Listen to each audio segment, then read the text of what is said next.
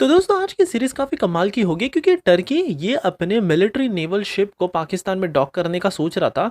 तो अगर कल को भारत इन पर भी अटैक कर देता है तो क्या ये नेटो के आर्टिकल 5 को ट्रिगर कर देगा, जहां पर अमेरिका के से लेके पूरा यूरोप भारत पर अटैक कर सकता है। तो इसका जवाब है सीधा नो। और कैसे अब भारत टर्की पर भड़क चुका है ये मैं आपको आगे इस वीडियो में बताऊंगा। ऑपरेशन सिंदूर ये अभी भी जारी है।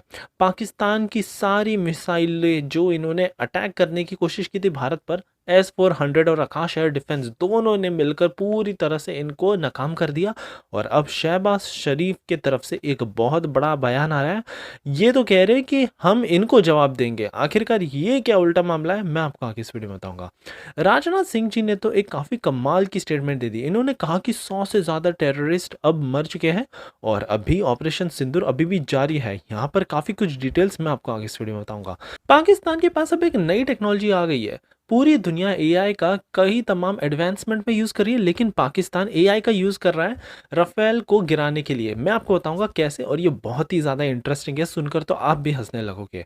यहाँ पर पाकिस्तान के LY-80 जो इन्होंने बेसिकली चाइना से खरीदे थे, इस सरफेस टू एयर मिसाइल का पूरी तरह से नाकाम परिणाम ये सामने दिख रहा है। यहाँ पर टूटी पड़ी है इनकी मिसाइल है। हमारे S-400 मिसाइल्स के मलबे भी रिसेंटली अमृतसर में पाए गए और बताता है कि कैसे इसने फतेह मिसाइल को पूरी तरह से नाकाम बना दिया जो पाकिस्तान की तरफ से छोड़ी गई थी।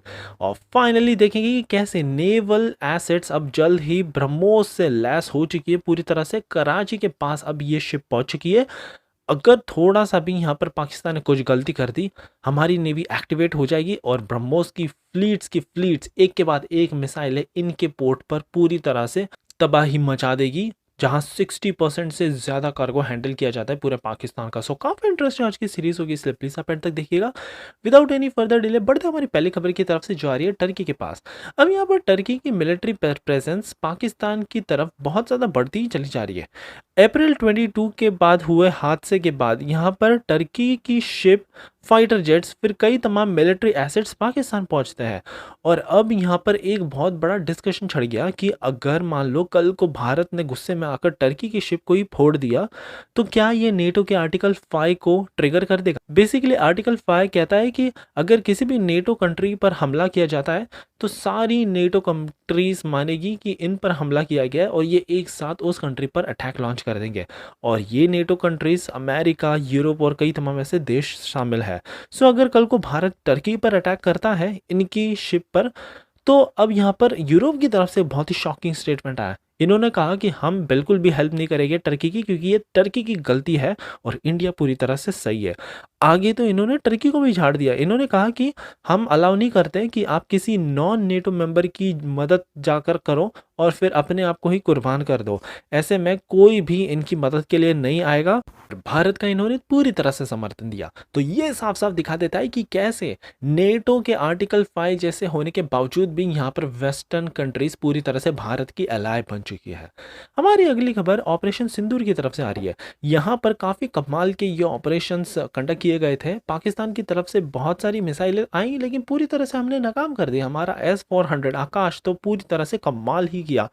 तो अब ये देखकर पाकिस्तान तो बिल्कुल भी डाइजेस्ट नहीं कर पा रहा है फैक्ट कि इनका एक भी अटैक सक्सेसफुल नहीं हो पाया। तो यहाँ पर अब इनके खुद प्रधानमंत्री कहते हैं कि पाकिस्तान बदला लेगा और ये वॉर को एंड करेंगे। आगे तो कहते हैं कि पाकिस्तानी पीपल और सेफ्टी की वजह से आर्मी हर एक स्टेप वो लेगी। इन्होंने आर्मी को भी खुली छूट दे दी है। तो वही दूसरी तरफ इनके विदेश मंत्री तो ऊट पटांग बयान देने में लगे हुए हैं। पहले तो इन्होंने कहा कि सोशल मीडिया के वीडियोस को ही आप देख लो, हमने 4-5 राफेल फाइटर जेट्स मार दिए। आगे तो ये कहते हैं कि इन्होंने तो वेस्टर्न कंट्रीज पर अब दाग डालने स्टार्ट कर दिए। इन्होंने कहा कि ये वेस्टर्न कंट्रीज हमको डिकेड से ये सब सपोर्ट करती आ रही थी और अब अचानक से जब ये वॉर हो रही है कोई एक कंट्री भी आकर पाकिस्तान को सपोर्ट नहीं कर रहा है। तो ये पूरी तरह से यहाँ पर ब्रेकडाउन हो चुके हैं और दिखता है कि वाकई में भारत की सॉफ्ट पावर अब बहुत ही ज़्यादा स्ट्रांग हो चुकी है। हमारी अगली खबर राजनाथ सिंह जी की तरफ से आई है। इन्होंने एक बड़ा स्टेटमेंट दिया। सबसे पहले तो इन्होंने कहा कि ऑपरेशन सिंदूर अभी भी जारी है और इसकी कोई भी ज़्यादा जानकारी ये पब्लिकली शेयर नहीं करना चाहते कि सो दैट बिल्कुल भी यहाँ पर कोई इफ़ेक्ट नहीं होना चाहिए हमारे ऑपरेशन को।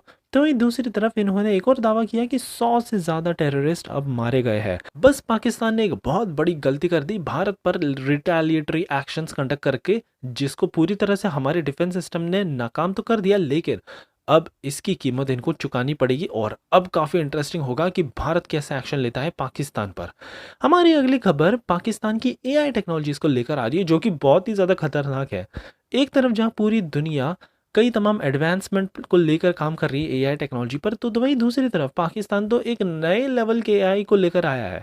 ये राफेल की टूटी इमेजेस को जनरेट करने में लगे हुए हैं और फिर सोशल मीडिया में ये पोस्ट करते हैं। जब इनको अमेरिकन मीडिया पूछती है प्रूफ, तो ये एआई जनरेटेड वीडियोस दिखा देते हैं, एआई जनरेटेड फोटोज दिखा देते हैं। यहाँ पर ऐसे ही इन्होंने बस राफेल नाम लिखकर ऐसी एआई प्रिंटेड फोटोज बना दी। और इनफैक्ट पाकिस्तान साइबर फोर्स और डिफेंस पीके जैसे जो ऑथराइज्ड चैनल है वो तक पोस्ट करने में लगे हैं ये एआई जनरेटेड इमेजेस।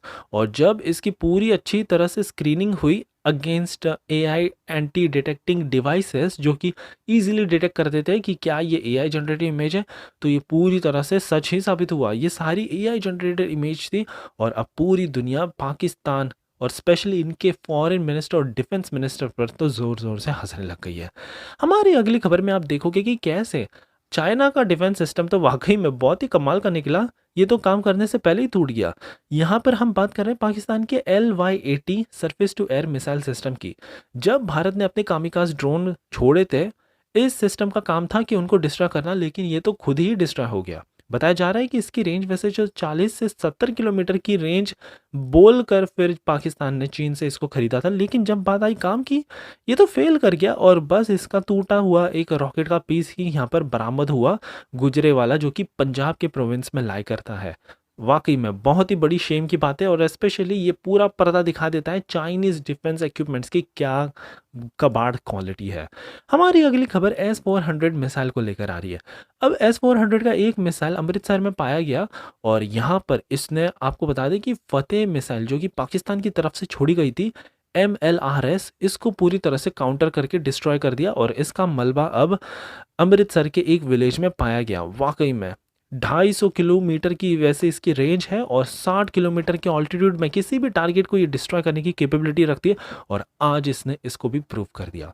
फाइनली हमारी आखिरी खबर इंडियन नेवी की तरफ से आ रही है।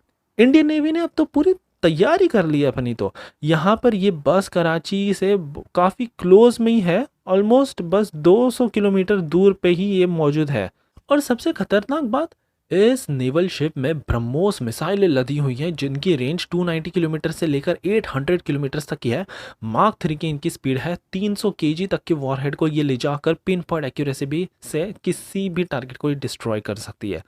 और वहीं अगर मैं कंपेयर करके आपको बताऊं, तो यहाँ पर तो कोई कंपैरिजन ही नहीं बचता है पाकिस्तानी नेवी का, जिनके पास केवल 4 फ्रिगेट्स है, गिनती की 6 सबमरीन है और लिमिटेड नंबर ऑफ बोट्स है। तो वहीं भारत के पास तो 140 तो वॉरशिप भी मौजूद है। और इसमें तो 2 बड़े बड़े एयरक्राफ्ट कैरियर्स शामिल है, जो कि अपने आप में ही एक बहुत बड़ी फ्लीट रहती है।